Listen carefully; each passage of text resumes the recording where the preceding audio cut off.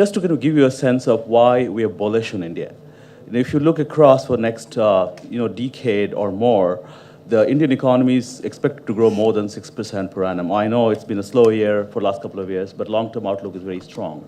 And that growth in GDP really bodes well for growth in civil aviation and traffic.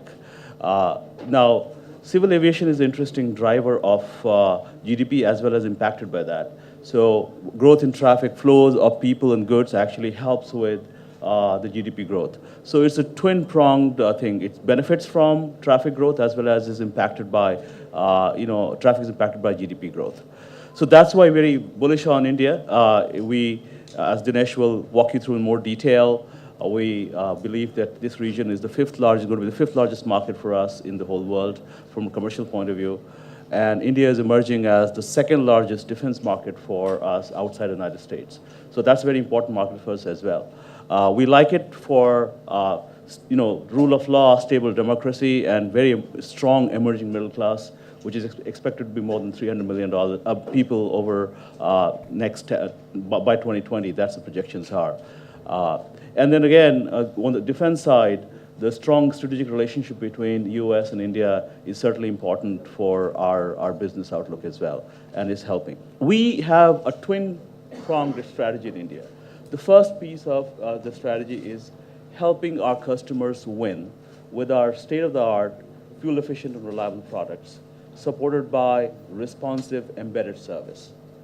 And the second prong of the strategy is helping create an ecosystem, catalyzing an ecosystem for aerospace manufacturing development in India through partnerships with universities, with our suppliers, with helping train the frontline workers for aviation component manufacturing in India.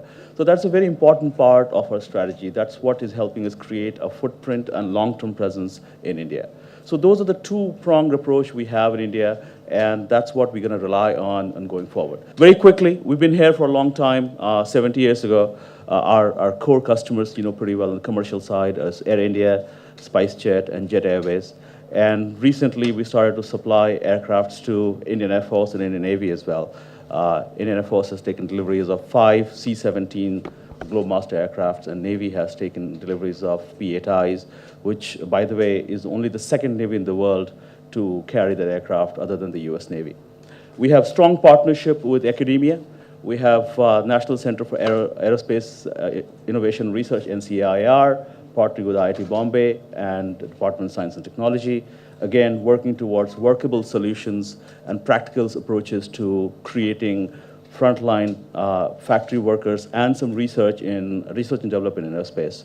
We also have a very important partnership with IISc in terms of ANRC, where we're developing next generation wireless technologies, and there was some report on that last week, which I'm sure most of you picked up on the innovations that are being driven there in partnership with IISc in our industrial partners, Wipro and HCL.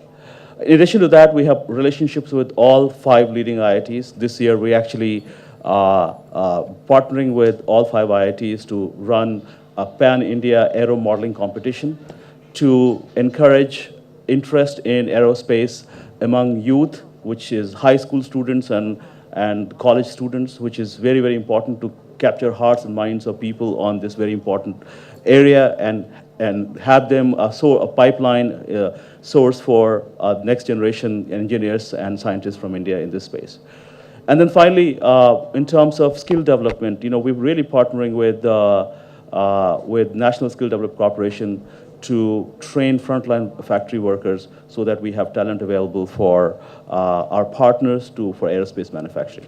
With that quick background on India and what we're up to, let me invite Dr. Keshkar, which you know pretty well, to walk us through the current market outlook.